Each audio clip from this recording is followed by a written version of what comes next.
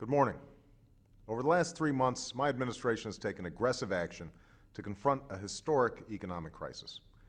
As we do everything that we can to create jobs and get our economy moving, we're also building a new foundation for lasting prosperity. A foundation that invests in quality education, lowers healthcare costs, and develops new sources of energy powered by new jobs and industries. One of the pillars of that foundation must be fiscal discipline. We came into office facing a budget deficit of $1.3 trillion for this year alone, and the cost of confronting our economic crisis is high. But we can't settle for a future of rising deficits and debt that our children can't pay. All across America, families are tightening their belts and making hard choices. Now, Washington must show that same sense of responsibility. That's why we've identified $2 trillion in deficit reductions over the next decade, while taking on the special interest spending that doesn't advance the people's interests. But we must also recognize that we cannot meet the challenges of today with old habits and stale thinking.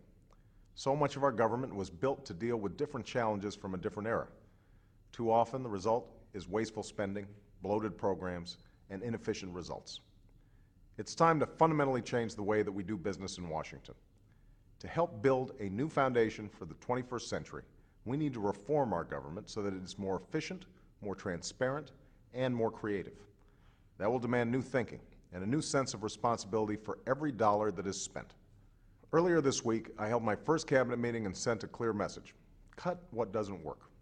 Already we've identified substantial savings, and in the days and weeks ahead, we will continue going through the budget line by line, and will identify more than 100 programs that will be cut or eliminated. But we can't stop there. We need to go further, and we need an all-hands-on-deck approach to reforming government.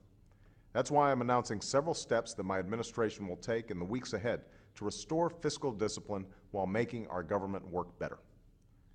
First, we need to adhere to the basic principle that new tax or